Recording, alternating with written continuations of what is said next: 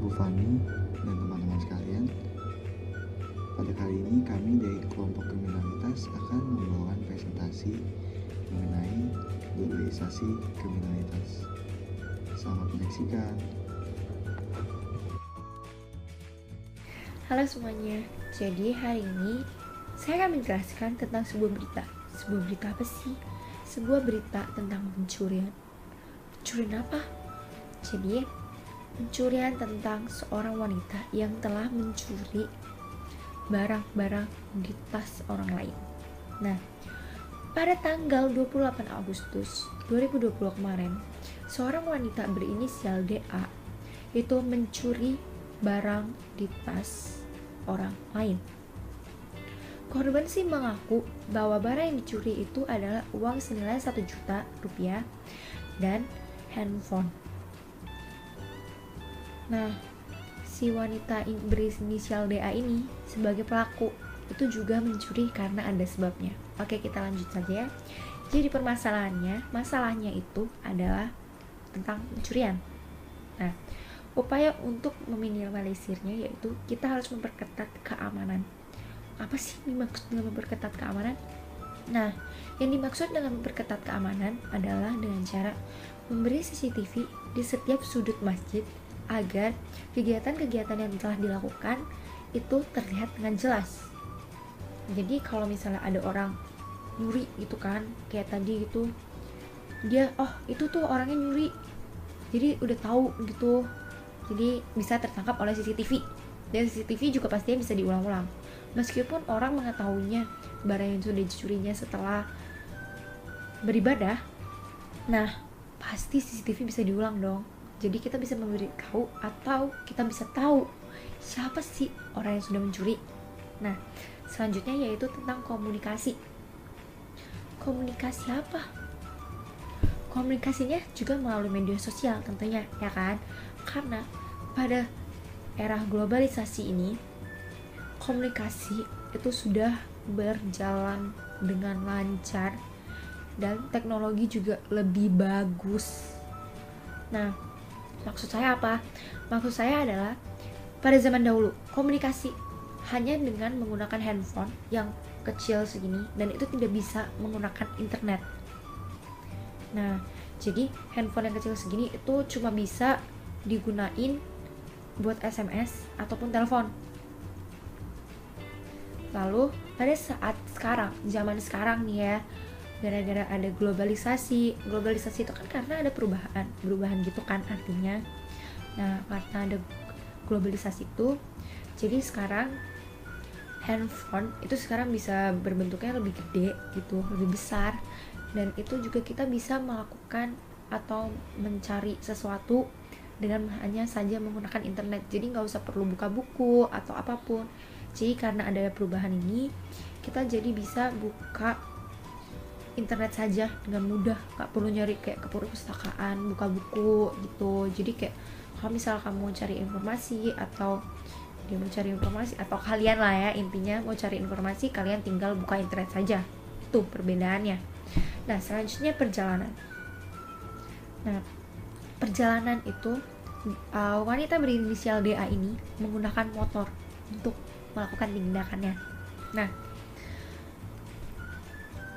motor itu, sepeda motor ya, itu juga merupakan perubahan teknologi, perubahan transportasi. Kenapa? Karena pada zaman dahulu kita hanya jalan kaki kalau misalnya kemana-mana, terus juga pakai sepeda lah ataupun kereta. Nah, kalau zaman sekarang itu tuh zaman itu lebih canggih. Jadi bisa pakai motor, bisa pakai mobil, bisa pakai pesawat yang kalian mau kemana aja tuh langsung cuma tinggal berjam-jam aja. Jadi gak usah berminggu-minggu, berhari-hari.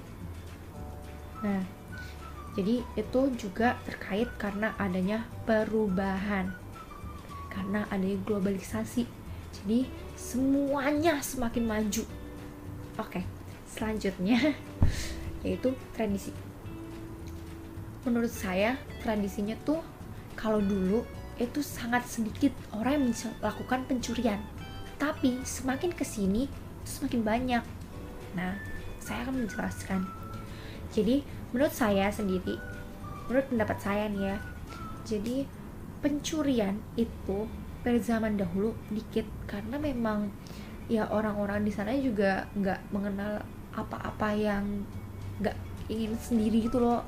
Jadi ngomongnya kayak nggak ingin menang terus gitu. Nah, kalau misalnya pencurian ini juga karena kan ada alasan tertentu.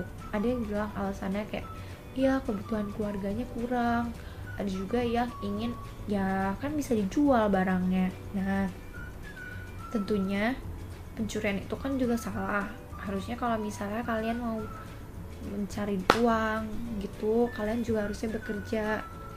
Nah, jadi tradisi zaman dulu kayak menurut saya sendiri itu pencurian dikit, sangat dikit dilakukan. Dan semakin kesini itu menjadi semakin banyak karena orang-orang pasti memiliki alasan, iya yang kayak tadi, iya nih perekonomian saya kurang, perekonomian saya tidak mencukupi gitu. Ya memang kalau misalnya emang nggak semua orang ya yang perekonomiannya cukup untuk menghidupi keluarganya, tetapi meskipun kalian perekonomiannya tuh kurang, kalian tuh harus semangat untuk bekerja, jangan melakukan hal-hal yang tidak baik. Nah, jadi semakin kesini intinya pencurian tuh semakin banyak. Oke? Lalu selanjutnya gaya hidup. Nah, gaya hidup pada zaman dulu dan zaman sekarang itu beda dong, ya gak sih? Nah, saya akan menceritakan kayak memberitahu tentang sedikit perbedaannya. Nah, kalau pada zaman hidup menurut saya ya, gaya hidup itu zaman dulu itu tuh lebih ke bajunya nggak ada yang kayak bikini gitu, nggak ada. Terus kayak yang bajunya apa sih yang pendek-pendek yang kelihatan gitu kan nggak ada, itu zaman dulu. Kalau sekarang kan ada bikini lah, kayak yang crop top atau crop tee ya, itulah semacam itu kan semakin banyak. Dan kita juga pastinya mengikuti gaya hidup ya, kita kayak ngikutin gaya hidup yang ada lah sesuai perubahan zaman. Nah, jadinya gaya hidupnya tuh menjadi semakin maju juga karena adanya globalisasi, ya nggak sih? Ya dong. Nah, terus selanjutnya penyebabnya kenapa sih wanita yang berinisial DA ini melakukan pencurian? Karena wanita yang berinisial DA ini memberitahu, dia berbicara, dia melakukan hal tersebut karena perekonomian keluarganya kurang. Mereka tidak bisa mencukupi perekonomian keluarganya karena pekerjaan sang suaminya itu juga nggak terlalu gimana gitu, kayak maksudnya nggak terlalu bagus yang kayak jadi perusahaan, kerja di perusahaan gitu enggak. Pekerjaan itu hanya ya pekerjaan biasa. Makanya wanita tersebut yang berinisial DA itu memberitahu bahwa penyebab ia melakukan pencurian ini itu perekonomian kurang. Sekian dari saya, terima kasih. Nah, kemudian ada 38,45% kasus kejahatan atau kriminalitas meningkat di Indonesia. Nah, mari kita lihat dari segi globalisasinya. Yang pertama, ada komunikasi. Media sosial merupakan salah satu sarana yang digunakan oleh para pelaku kejahatan untuk menjalankan aksinya. Nah, yang kedua, transportasi. Karena semakin maraknya moda transportasi yang ada, maka dari itu banyak sekali para pelaku kejahatan melakukan aksi pencurian. Salah satunya adalah melakukan pencurian motor. Motor merupakan salah satu moda transportasi sekarang ini yang paling banyak dijadikan objek pencurian. Setelah itu ada tradisi. Mencuri merupakan salah satu tradisi baru yang lahir di masa new normal seperti sekarang ini. Setelah itu ada gaya hidup. Nah, tadi mencuri dijadikan salah satu tradisi yang baru karena masyarakat sekarang ini malas. Masyarakat yang malas ini kemudian melakukan pencurian untuk meningkatkan gaya hidup mereka. Karena mereka miskin, kemudian mereka malas bekerja sehingga mereka memilih untuk melakukan pencurian. Nah, mari kita lihat usaha meminimalisirnya dan apa sih penyebab terjadinya.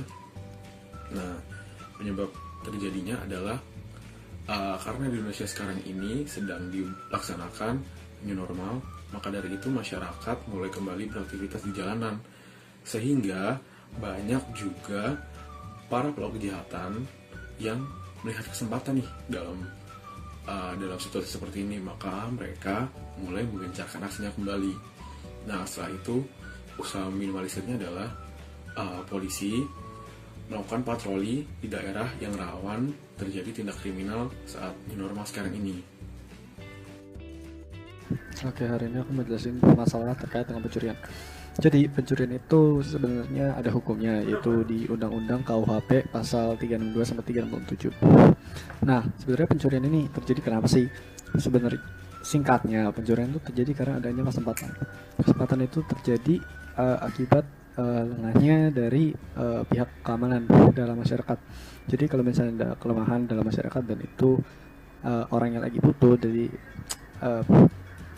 dorongan ekonomi, pasti dia bakal melakukan tindakan pencurian. Yang kedua adalah sebelum ada kesempatan itu dia pasti ada masalah dulu. Masalahnya salah satunya itu adalah psikologis, depresi karena nggak punya duit atau nggak bisa bayar utang, jadi melakukan cara cepat yaitu pencurian. Cara pencegahannya satu, preventif itu dengan cara memberikan bantuan sosial. Bantuan sosial ini bisa berupa edukasi dan dana sosial. Edukasi itu dikasih tahu kenapa kita nggak boleh mencuri, terus diberikan pelajaran atau pemberdayaan sehingga orang itu bisa bekerja dan nggak mencuri. Yang kedua itu dengan bantuan dana sosial. Jadi dengan bantuan dana sosial diharapkan orang itu nggak mencuri lagi, terus membuat usaha dan membuat uang sendiri gitu. Terus yang ketiga itu sama meningkatkan keamanan dalam masyarakat. Keamanan ini berupa bisa di dalam internal dan eksternal. Internal itu di dalam pemerintahan atau di dalam rumah sendiri itu juga bisa, dengan cara memberikan edukasi kepada masyarakat. Jadi gini loh cara supaya orang nggak kecurian. Terus yang kedua itu di dalam masyarakat. Jadi kalau misalnya ada copet, ada apa, orang itu berani karena nggak ada orang polisi yang jagain. Jadi dengan cara suruh polisi jaga di pos-pos penting sehingga membuat orang itu jadi nggak mau nyuri. Nah, kalau represif itu dengan pengalaman. Jadi kalau misalnya kita mencuri terus ketangkap, kita pasti nggak mau mencuri lagi, karena pada dasar ya pemerintah itu menggunakan efek namanya psikologis ketakutan sehingga membuat orang itu nggak mau mencuri. Yang kedua itu adalah penegakan hukum. Ini dilakukan oleh pemerintah sendiri dengan cara memasukkan orang kepada penjara. Fungsinya adalah membuat orang supaya jerah gitu, nggak mau mencuri lagi. Dan kedua ini itu menggunakan motif psikologis, karena psikologis itu merupakan kekuatan terkuat dalam mempengaruhi manusia, memotivasi manusia 2,5 kali lebih daripada kasih sayang. Jadi menggunakan efek itu menggunakan efek ketakutan itu 2,5 kali lebih cepat dan efektif efeknya. Nah, ini tuh merupakan dampak dari globalisasi. Dampaknya dampak negatif karena krisis moneter. Kalau krisis moneter kan kita membandingkan ekonomi kita dengan ekonomi orang lain, ekonomi negara lain.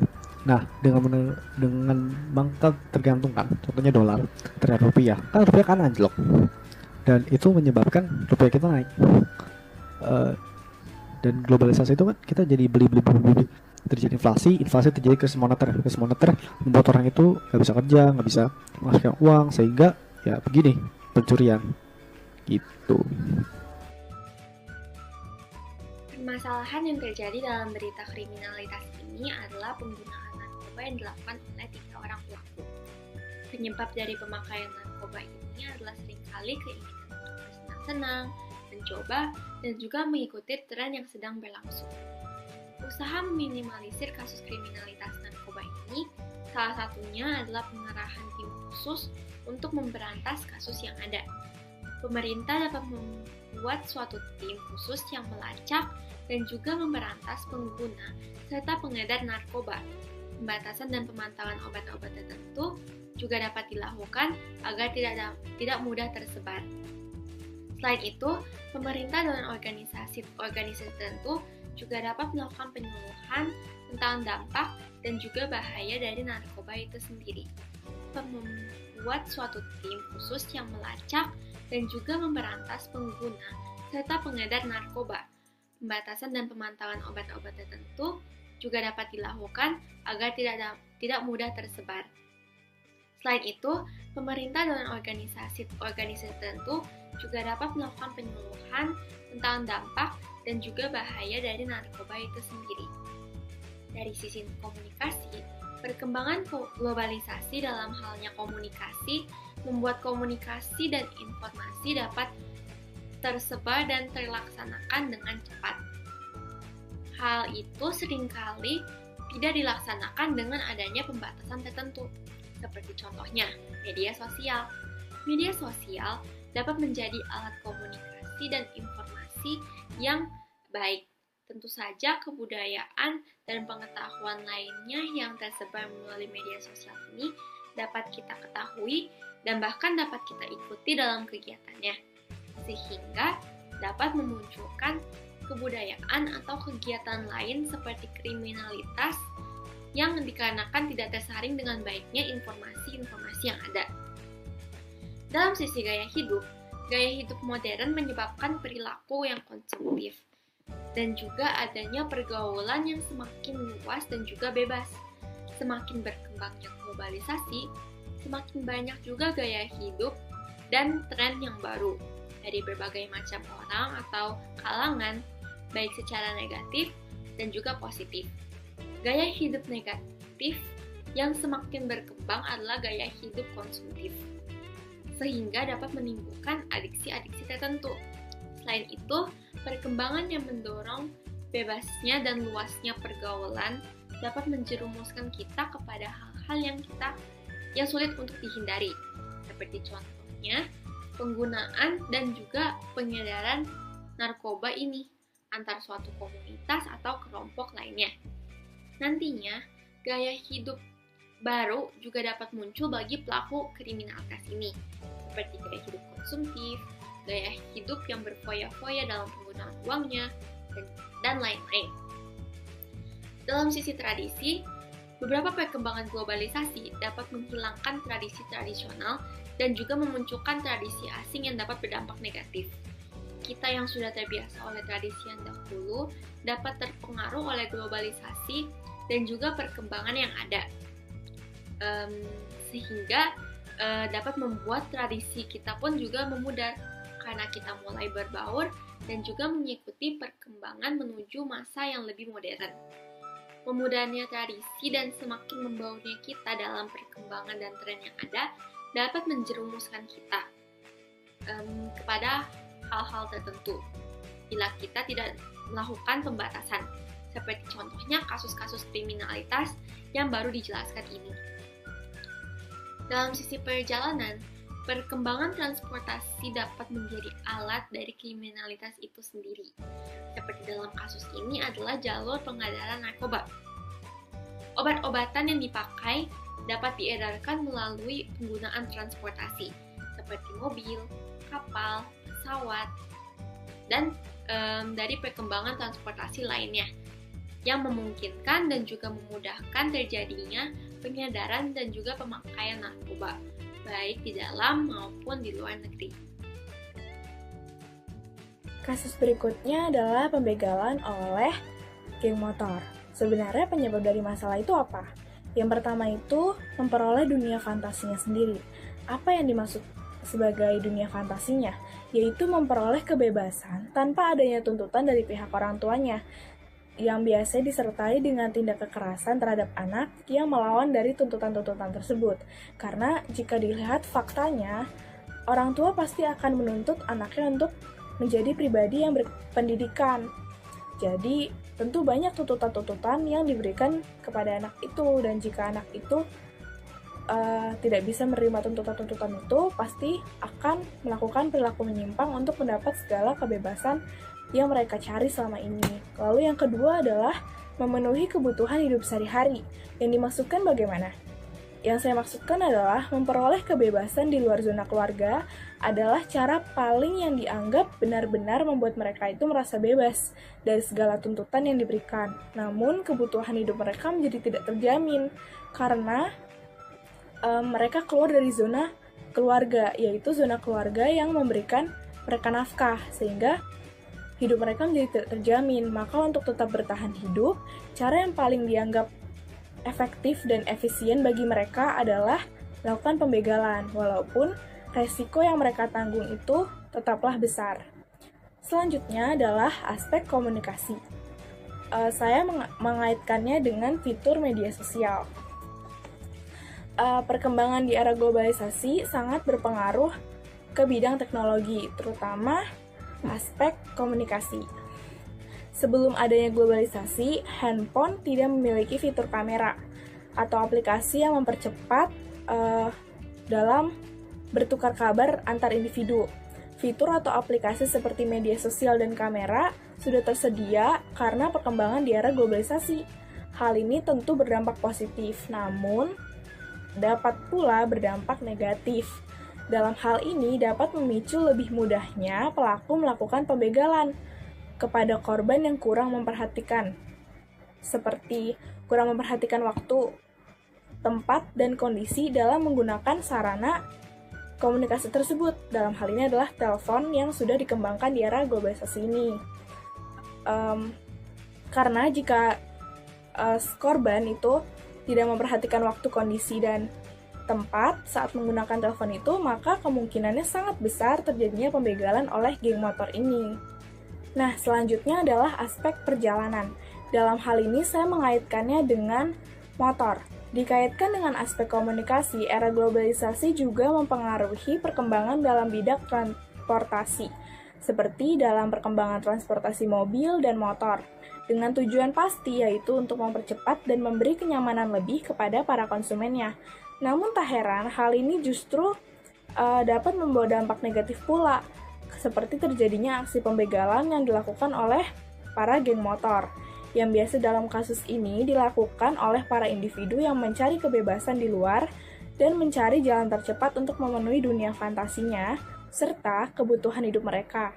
Menggunakan sarana transportasi seperti motor, dinilai dapat lebih efektif dan efisien saat para pelaku melancarkan aksinya dan lari dari kejaran para saksi atau warga sekitar. Yang selanjutnya adalah aspek gaya hidup. Dalam hal ini, saya mengaitkannya dengan tekanan untuk memperoleh kebebasan. Yang dimaksudkan adalah gaya hidup para pelaku itu dipicu karena adanya tuntutan dan memilih pergi untuk mencari dan memenuhi keinginannya sendiri. Dalam artian secara garis besar, yaitu keinginan untuk bebas. Dalam era globalisasi ini, pergaulan dari luar yang masuk ke Indonesia tak selalu membawa dampak positif, namun ada pula dampak negatifnya. Dalam kasus ini pula, dampak yang disebabkan adalah pergaulan bebas. Tentu hal ini, pergaulan bebas menjadi tempat pelarian pertama dari para individu yang keluar dari zona keluarga, karena memperoleh kebebasan. Namun di era globalisasi ini, gaya hidup yang terjadi justru memberi dampak negatif, seperti munculnya gaya hidup yang berasal dari pergaulan bebas, seperti minum-minuman keras yang membuat mabuk seperti alkohol, lalu obat-obatan terlarang. Lantas dari mana mereka mendapatkan uang atau hasil yang seharusnya mereka dapatkan di zona keluarga, yaitu nafkah, itu mereka dapatkan di luar, yaitu dari mana mereka mendapat hasil untuk memperoleh kembali kebebasan mereka ini, atau mendapat terus-menerus fantasi mereka ini. Salah satunya adalah dengan aksi pembegalan secara berkelompok atau geng motor ini.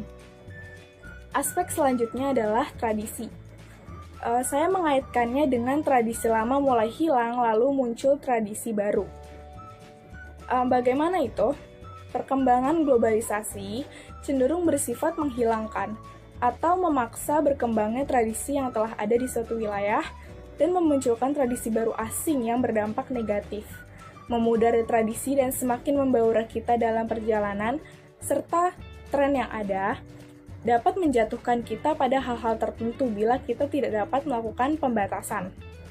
Seperti tradisi geng motor yang selalu memegang simbol kebersamaan dan formasi yang terencana saat melakukan touring di jalan.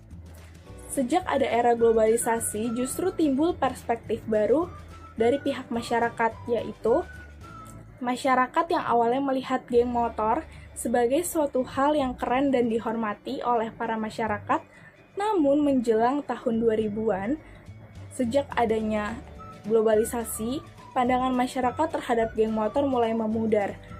Dan hal itu berubah karena munculnya kasus penyerangan, seperti pada film Dylan 1990, dan tentunya terjadinya kasus pembegalan. Nah, dari masalah ini, apa upaya atau usaha yang dapat kita lakukan untuk meminimalisir masalah tersebut? Menurut saya, yang pertama adalah pemerintah mengadakan program padat karya. Seperti apa itu? Geng motor memiliki motor sebagai sarana transportasi mereka. Pastinya jika mereka memiliki motor atau kendaraan, mereka memiliki kemampuan untuk masalah teknik mesin di kendaraan mereka. Maka dengan pemerintah yang mengadakan program padat karya, seperti memberikan pelatihan teknik mesin atau dunia perbengkelan dengan menggunakan sarana balai latihan kerja, hal itu tentu sesuai dengan bidang atau kemampuan mereka dan memperoleh hasil untuk memenuhi kebutuhan hidup mereka. Seperti mereka melakukan pekerjaan di bengkel, itu sesuai dengan kemampuan mereka, yaitu teknik mesin. Namun mereka juga memperoleh gaji dari hasil kerja keras tersebut. Faktanya, dari iblis jalanan atau berandalan jalanan bisa jadi malaikat jalanan. Gimana tuh caranya? Yang kedua adalah mengubah maksud atau tujuan dari geng motor itu sendiri. Geng motor terkenal dengan formasinya yang teratur dan terencana. Hal ini dapat disalurkan dengan membantu masyarakat sekitar dan secara sosial menjadi relawan pengawal ambulan atau pemadam kebakaran. Hal ini biasanya digunakan dalam situasi genting untuk membantu proses evakuasi atau mempercepat relawan untuk tiba di tujuan agar lebih cepat. Dan juga selain menjadi relawan, geng motor ini juga melakukan, yang saya ketahui, banyak geng motor sekarang yang melakukan touring, seperti Jepangan Ride. Jepangan Ride itu merupakan geng motor klasik. Mereka melakukan touring-touring di Jakarta, daerah dan sekitarnya, tanpa mengganggu kenyamanan masyarakat sekitar. Mereka berbaur, mereka tetap membangun kebersamaan tanpa menyebabkan onar dan kerisauan di tengah masyarakat. Lalu selain tetap mengadakan touring dan menjadi relawan, mereka pun bisa turut dalam kegiatan sosial seperti bakti sosial atau membantu membagikan takjil di saat bulan Ramadan, berbagi berkah kepada orang-orang sekitar yang sekiranya belum mampu atau belum sempat untuk membeli takjil semacam itu. Berikut kita ada kasus pembunuhan karena permainan game atau video game. Pertama-tama kita ke cara meminimalisir atau upaya untuk mencegah. Upaya untuk mencegah hal-hal seperti ini kita dapat melakukannya dengan cara pembatasan bermain game, baik itu dari diri kita, kesadaran kita masing-masing, atau dari pemerintah yang membuat regulasi, ataupun dari developer game. Kenapa pembatasan permainan game dapat mencegah? Karena jika orang bermain lebih dari batas wajar, seperti 6 jam, 8 jam, 10 jam, 12 jam, 24 jam, orang akan merasa lelah. Dan karena lelah itu, orang akan mudah frustrasi, mudah emosi, sehingga dapat menimbulkan hal-hal kejadian seperti ini. Sekarang kita ke aspek globalisasi. Pertama kita ada media sosial, komunikasi, yaitu media sosial dan secara langsung. Media sosial merupakan suatu alat komunikasi yang esensial pada masa ini, terutama di masa pandemi ini, di mana orang tidak bisa berhubungan secara langsung, melainkan hanya bisa berhubungan melalui media sosial. Dan kebetulan pelaku dan korban pada saat itu berkomunikasi dalam game, dalam media sosial yang terdapat dalam game. Berikutnya adalah secara langsung. Secara langsung karena korban dan pelaku merupakan tetangga. Mereka tinggal di dalam satu kawasan yang sama. Sehingga terpiculah komunikasi secara langsung. Berikutnya kita ada perjalanan, aspek perjalanan. Pelaku berjalan, berpindah tempat, atau jika ingin pergi dari suatu titik ke titik lain, dia menggunakan angkot. Angkot adalah suatu kendaraan, satu transportasi umum yang sangat-sangat murah, sangat-sangat ekonomis. Nah, dan ini angkot mengapa bisa jadi ekonomis itu karena perkembangan zaman, karena globalisasi. Pada zaman dahulu mobil itu ada suatu akomodasi yang sangat-sangat mewah, yang hanya orang kaya bisa punya. Dan semakin berjalannya zaman, muncullah mobil-mobil yang lebih murah, dan hingga saat ini ada mobil yang sangat murah sehingga dapat membuat alat transportasi umum yang sangat-sangat ekonomis, yaitu angkot. Berikutnya kita ada tradisi. Secara tradisi pembunuhan karena diejek itu bukanlah hal yang jarang lagi. Pada zaman dahulu, bahkan dari peradaban pertama, hal-hal seperti ini sudah sering terjadi karena alasan menginjak-injak kehormatan. Pada kasus ini, si pelaku kehormatannya diinjak-injak oleh si korban dengan cara diejek itu, sehingga memicu si pelaku untuk membunuh si korban. Seiring berjalannya zaman, kasus-kasus ini berkurang, namun pada saat akhir-akhir ini kasus-kasus seperti ini meningkat sedikit. Hal ini disebabkan karena faktor media sosial, faktor mental yang tidak stabil karena kelamaan di rumah, jarang berkomunikasi, dan lain-lainnya.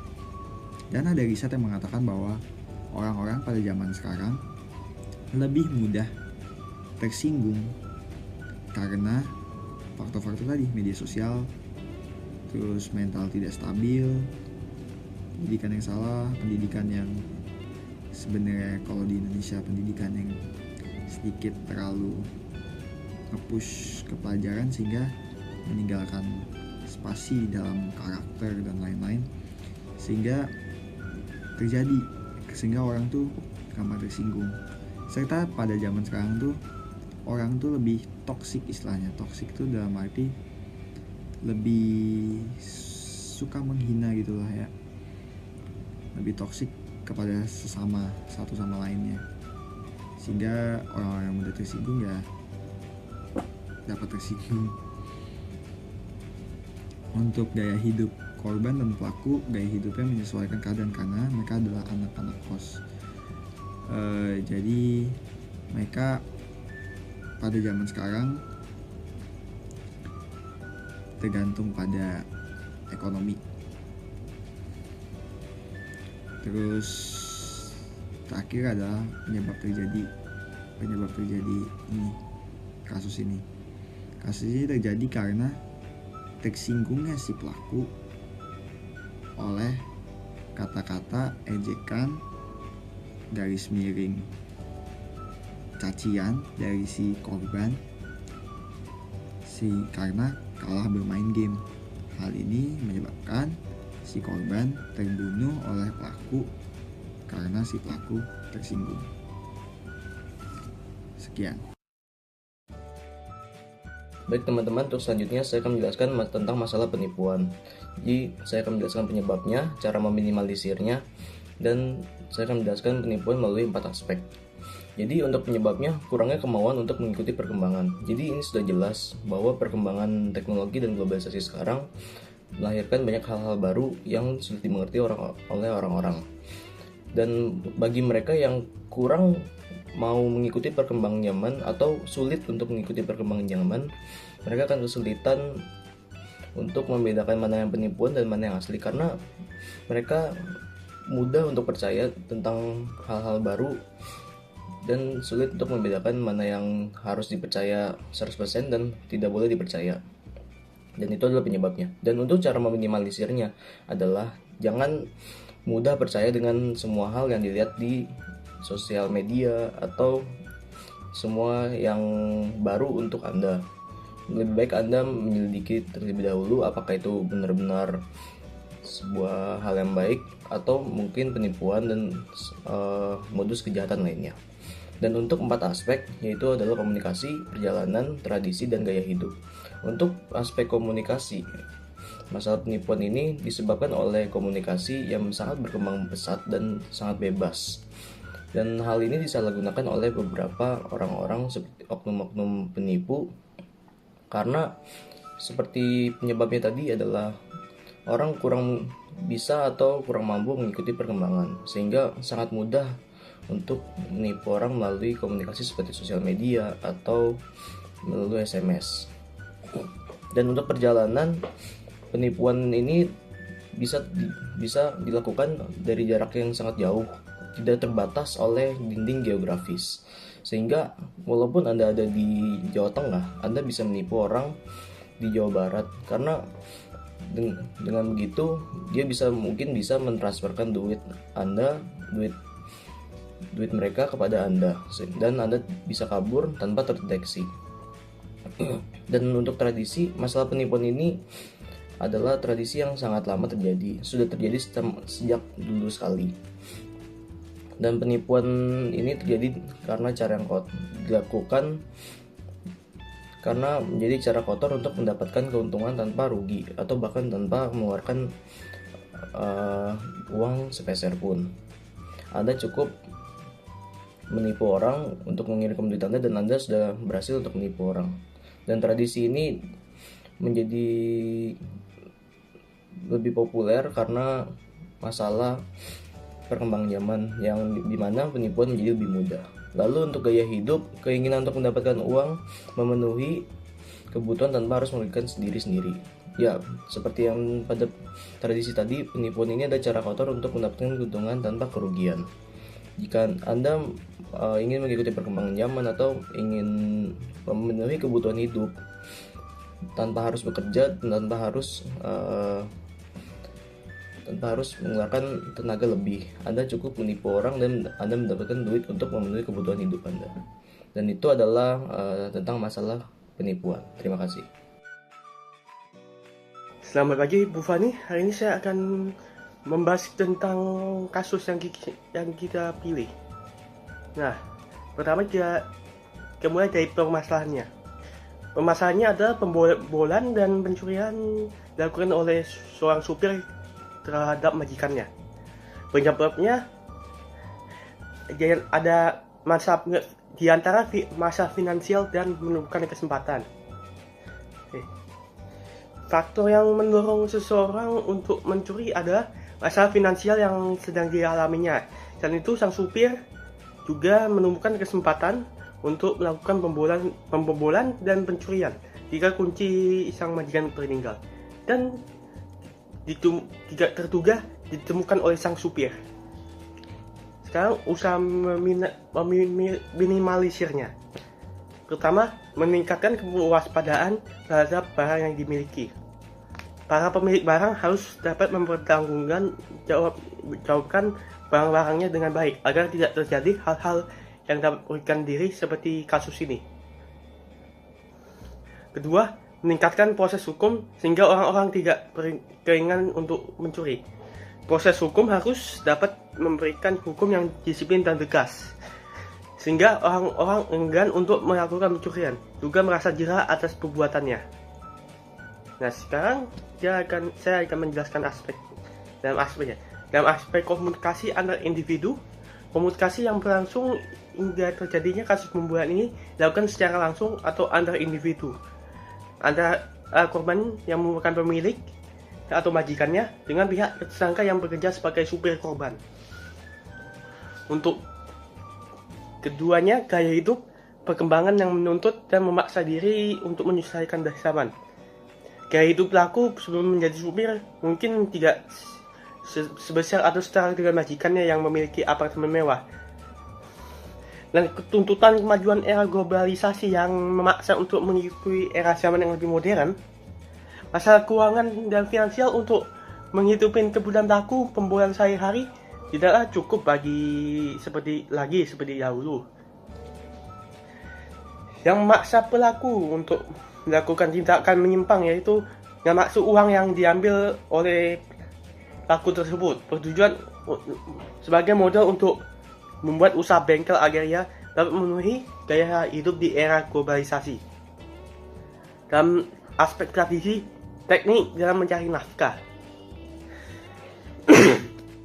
Tradisi bekerja dalam masyarakat dari daerah pedesaan yang selanjutnya memaksa untuk merantau ke ibu kota agar terpenuhi kebutuhan finansial mereka setiap harinya. Terpengaruh dengan era globalisasi yang setiap harinya menuntut untuk melakukan lebih banyak usaha agar dapat mengikuti kenaikan harga dalam era globalisasi, maka dari itu timbul tradisi baru seperti melakukan perilaku menyimpang. Dalam kasus ini ada pembobolan dan pencurian terhadap majikannya sendiri agar memperoleh hasil serta dapat mencukupi keuangan untuk memenuhi kebutuhan hidup sehari-hari dan di masa yang akan datang. Terakhir, dalam perjalanannya mobil. Perkembangan transportasi dalam era globalisasi dapat menjadi alur mencari lapangan kerja. Dalam hal ini, sarana transportasi menguntungkan pelaku untuk mendapatkan pekerjaan sebagai supir. Namun, hal ini juga pun dapat memberi dampak negatif, yaitu membuat mental pelaku memiliki keinginan lebih cepat untuk mendapatkan hal serupa. Hingga pada saat melihat kesempatan itu, yaitu kunci unit apartemen milik korban yang tertinggal di mobil, pelaku langsung memutuskan untuk melancarkan aksinya. Sekian dari saya, terima kasih. Sekian dari kelompok kami, terima kasih.